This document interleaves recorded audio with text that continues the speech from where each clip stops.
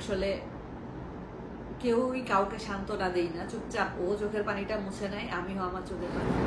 আসসালামু আলাইকুম, আশা করছি সবাই ভালো আছেন। আমরা আলহামদুলিল্লাহ ভালো আছি। আজকে সারাদিনে আসলে ওইভাবে করে কিছুই রেকর্ড করা হয়নি, তো ভাবলাম আপনাদের সাথে বসে কিছু কথা বলি। অনেক দিন হয়েছে আপনাদের সাথে এভাবে বসে মন খুলে কথা বলা হয় না। ইদানিং আসলে কথা বলে আপনাদের সাথে ব্লগ খুবই কম শেয়ার করা হয়। আমার ব্লগের মেন প্যাটার্নটাই ছিল কিন্তু আপনাদের সাথে বসে গল্প করা, কথা বলা। তো অনেক দিন হয়েছে কোনো কথাবার্তা এইভাবে বলা হয় না। আর সময়টাও এখন এত দ্রুত যায়, বাচ্চা দুইটাই যেহেতু স্কুলে যায়, ওদের নিয়ে যাওয়া, আপনাদের ভাইয়া আমিও মাঝে মধ্যে যাই, নিয়ে আসার সময় ওদের টিফিন রেডি করা, সংসারের কাজ, আমার টুকটাক কাজ, সবকিছু মিলাই আসলে আর সময়টা যে কিভাবে চলে যায় নিজেও টের পাই না, এরকম আর কি। তো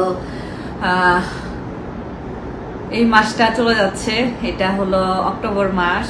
এই অক্টোবর পর্যন্ত আমার আম্মা আমার কাছে ছিল। নভেম্বরের 1 তারিখে আম্মু বাংলাদেশে চলে গিয়েছিল গত বছর।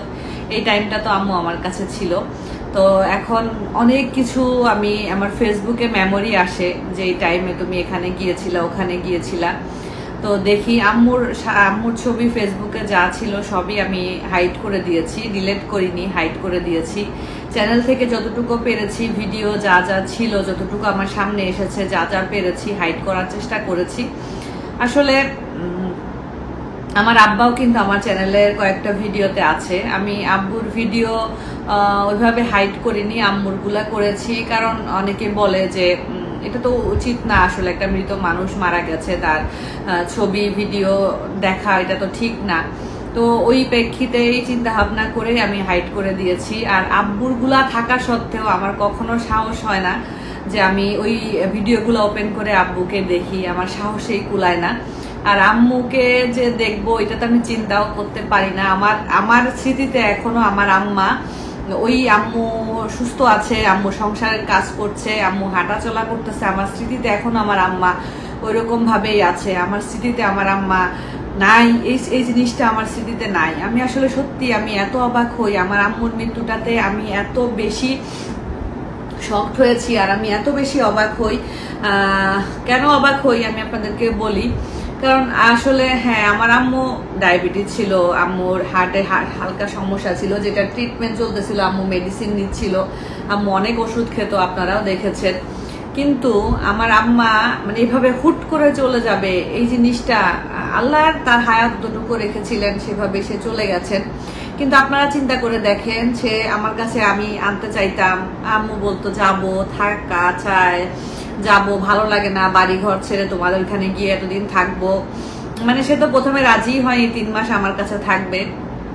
আপনারা হয়তো আমার কথাগুলো যদি কারো আজকে শুনতে ইচ্ছা করে শুনবেন, আর যদি কেউ মনে করেন যে না আপু আপনার এইসব শুনে ভালো লাগছে না, আপনারা স্কিপ করে যেতে পারেন। কিন্তু আমার কাছে কেন জানি মানে আজকে বলে না যে মাঝে মধ্যে মনটা অনেক বেশি উতলা থাকে, অনেক বেশি কষ্ট পায়।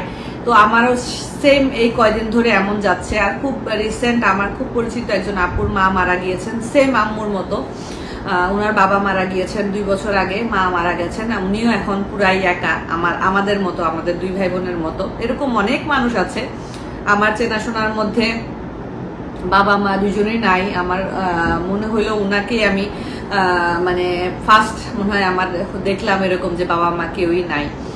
আরো আছে হয়তো আমি মনে করতে পারতেছি না। যাই হোক, যেটা বলতেছিলাম যে দেখেন আম্মু কিন্তু সুস্থ মানুষ ছিল। আপনারাও যারা হঠাৎ শুনেছেন, যারা আমার ভিডিও দেখেন বা যারা ভিডিও দেখে হঠাৎ শুনেছেন যে এরকম আমার আম্মা মারা গিয়েছেন, আপনারাও কিন্তু অনেক শকড হয়েছেন। অনেকের সাথে তো আমার পরে কথা হয়েছে, সবাই বলেছে যে আমরা তো বিশ্বাসই করতে পারি নাই। এখনো অনেকে আছেন যারা মেসেজ করে বলেন আপু মনেই হয় না খালাম্মা নাই, মনেই হয় না খালাম্মা কে আর দেখতে পাবো না, এই জিনিসটা মনেই হয় না। ওই দিনও এক আপু, পরিচিত একজন আপু ফোন দিয়ে উনি কান্নাকাটি করতেছেন আম্মুর কথা বলতে গিয়ে। তো সেটাই বলতেছি যে মানে এত অবাক লাগে, এত অবাক লাগে আমার কাছে। আমার দেশে যাওয়াটা অনেক দরকার, জানেন, আমার দেশে যাওয়াটা খুবই জরুরি। যেহেতু আপনারা দেখেছেন আমার ফ্ল্যাট মোটামুটি হয়ে আসছে, তো আমি সেটা ভাড়া দিব, এগুলা রিলেটেড আমার অনেক কাজকর্ম আছে, আমার খুব দরকার দেশে যাওয়াটা। অন্তত আমার একা হলেও দরকার, কারণ ফ্ল্যাটটা আমার নামে। ওইটা যদি রেজিস্ট্রি করাইতে হয় আমাকে যেতে হবে, আমার সাইন লাগবে, আপনাদের ভাইয়া না গেলেও চলবে। কিন্তু ওই যে ভিতর থেকে বলে না যে একটা যাব, এই যে একটা যাব মানে যাইতে হবে। আমি আগে যখন আম্মু ছিল তখন যদি কোনো কারণে আমার দেশে যাওয়ার কোনো দরকার হতো, আমি আপনাদের ভাইয়াকে গুতাইতে থাকতাম, আয় টিকিট করো, দেশে যাব। কিন্তু এবার আমার যাওয়া দরকার, আমার যাওয়াটা খুবই দরকার, আমার নিজের কাজেই দরকার। ওদিনকে ভাইয়াকেও বলতেছিলাম, ভাইয়া বলতেছে আয়, কিন্তু ভিতর থেকে যে একটা আগ্রহ, ভিতর থেকে যে একটা আনন্দ, আমার ওইটা বিন্দু পরিমাণও কাজ করে না। একদিক থেকে আপনারা আমার কথা শুনলে হয়তো ভাববেন আপু আপনি কি হিংসা করতেছেন। আমি অনেকের ব্লগ দেখি, অনেক ইনফ্লুয়েন্সারদের ব্লগ ইদানিং দেখেছি যারা বিভিন্ন দেশ থেকে বাংলাদেশে গিয়ে মাকে জড়াই ধরছে, মা জড়াই ধরে কাঁদতেছে, কারো বাবা নিতে আসছে এয়ারপোর্টে, মা বাসায় অপেক্ষা করতেছে, কেউ মাকে গিয়ে সারপ্রাইজ দিয়েছে। আমিও একবার সারপ্রাইজ দিয়েছিলাম তানজিলার বিয়ের সময় আম্মুকে, জানতোই না, আম্মু জানতোই না, আগের দিনও কথা বলেছি, বুঝতেই দেয়নি যে আমি দেশে যাচ্ছি ওই টাইমটাতে, শুধু ভাইয়া জানতো। তো ওই ভিডিওগুলো দেখলে আমার, বিশ্বাস করেন, আমার মানে এত কষ্ট লাগে, এত খারাপ লাগে। খালি আমার মনে হয় আমার জন্য এভাবে কে অপেক্ষা করবে, আমার জন্য এভাবে অপেক্ষা করার তো কেউ নাই আর দেশে। আমি জানি আমার শ্বশুর শাশুড়ি আছেন, আমার ভাই আছে, আমার ভাবি আছে, আমার আত্মীয় স্বজন আছে, বাট আমার মা তো নাই। আমার মার মতো কেউ হবে না, তাই না? এটা কারো হয় না। আমার মার মতো আমাকে যেভাবে আদর ভালোবাসা দিয়েছে, এই ভালোবাসা আদর আমাকে কেউ দিতে পারবে না। এর চাইতে বেশিও যদি কেউ দেয় তারপরও আমার আম্মারটার মতো হবে না। কে ফোন দিছে মা? Thank you. তো এটাই বলতেছিলাম আর কি, যে ভালো বাসা বা আমাকে আদর যত্ন করার মানুষ দেশে আছে। আমি জানি আমি দেশে গেলে তারা অনেক খুশি হবে, আমাকে আদর করবে, ভালোবাসবে। কিন্তু আমার যে শূন্যতা, আমার যে হাহাকার, আমার ভিতরে যে একটা কষ্ট, এটা কেউ বিন্দু পরিমাণ নিতে পারবে না, বা কেউ এটার মানে কি বলবো, এটাকে কমাইতে পারবে না। আমার মনে হয় যে দেশে যে যাইতে হবে আমার, মানে হয়তোবা হুট করে দেখা যাচ্ছে যে যাইতে হইতে পারে। তো তখন যাওয়ার পরে কিছু বলবো আম্মা?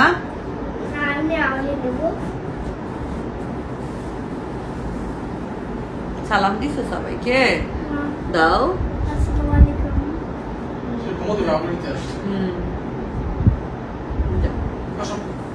সে এখন ঘুমায় যাবে, তার একটা কুশন আছে যেটা হলো পেঁচার মতো আর কি, আউলি বলে সে, আউলকে বলে আউলি, ওইটা নিয়ে সে ঘুমায়।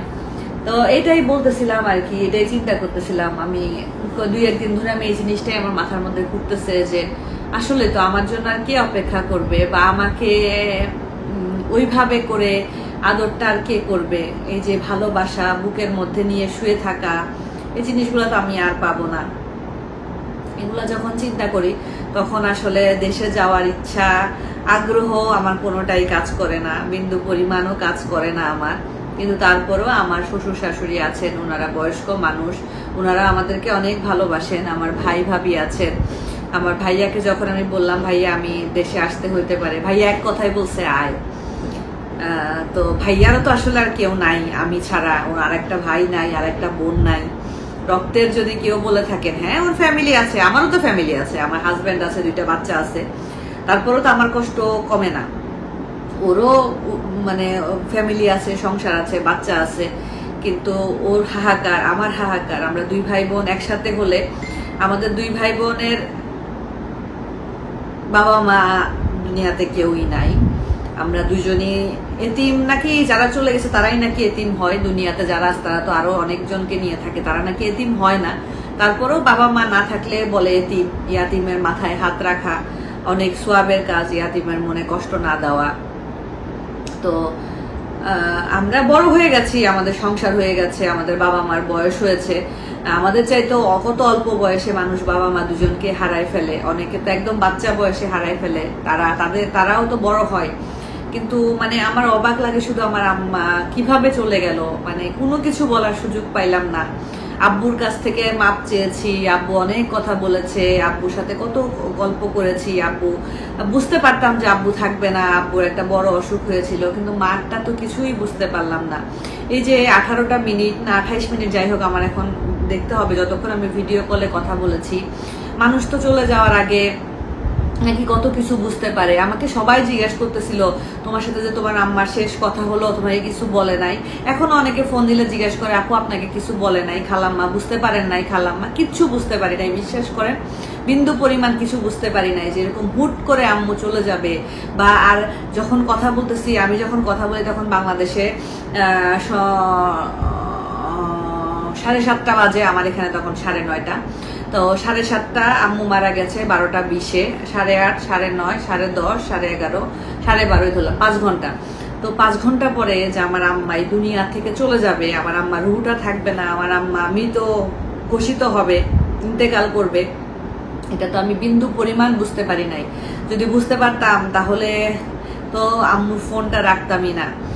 কারণ আমি নর্মাল কথাবার্তা বলেছি, নর্মাল সবকিছুই। আম্মু তার নাতির জন্য নুডলস বানাচ্ছে, বলতেছে এইটা ওইটা সেইটা, নর্মাল কথাবার্তা। আমার খালাতো ভাইটার বউ তখন হসপিটালে, সেও তো মারা গেছে আম্মু মারা যাওয়ার 11 দিন পরে, 11 দিন না 16 দিন পরে, যাই হোক মনে পড়তেছে না। তার কথা বলতেছে, আমার কথা জিজ্ঞেস করতেছে, আমার বাচ্চাদের কথা জিজ্ঞেস করতেছে।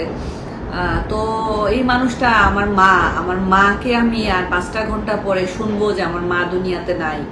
এবং খবরটা আমার কাছেই আসছে, কারণ তখন আপনাদের ভাইয়া ঘুমাই গেছে। আমি তখন কেন জানি আমি ওই দিনকে জেগেছিলাম। আমার এখানে তখন 2:30 বা 2:40 মতো বাজে, 2:40, 2:30 না, আমার কাছে 2:30 না 2:40 বাজে, বাংলাদেশে তখন 12:40।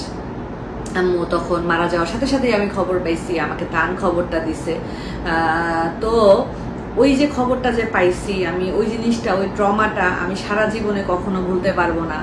আমি সারা জীবনেও, আমি বুড়া হয়ে গেলেও মনে হয় ওই তানের ওই কণ্ঠস্বর, তানের ওই ফুপ্পি, আমার দাদি আর নাই, এই কথাটা আমি কখনো ভুলতে পারবো না। তারপরে আম্মুকে খাটিয়াতে শোয়ায়ে কাফনের মধ্যে আমার আম্মার চেহারাটা, ওই চেহারাটা আমি এখনো মাঝে মধ্যে রাত্রে যখন মনে হয় আমি লাফ দিয়ে উঠে যাই।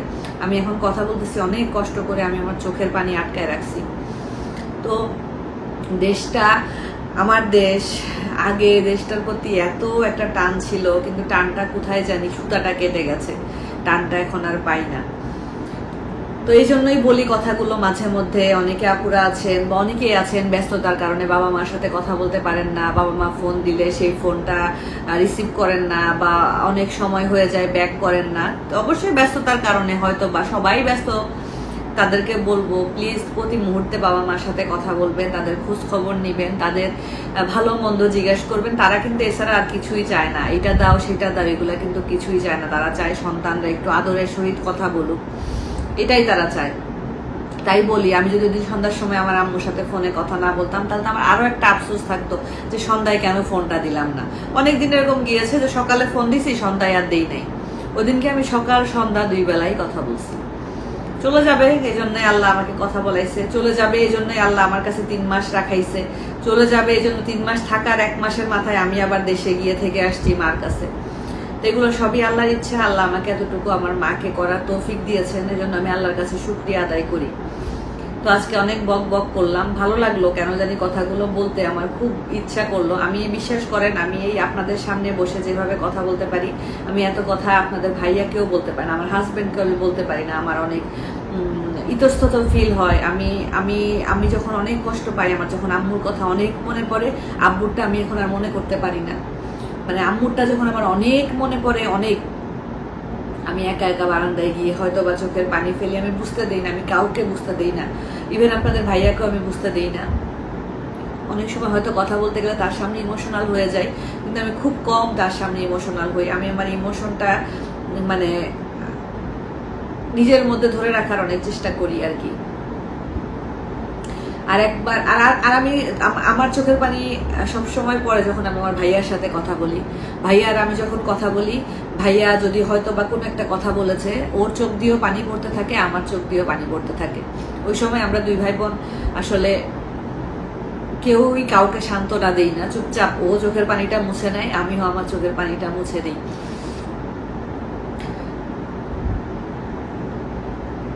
সবাই ভালো থাকবেন, আমাদের জন্য দোয়া করবেন।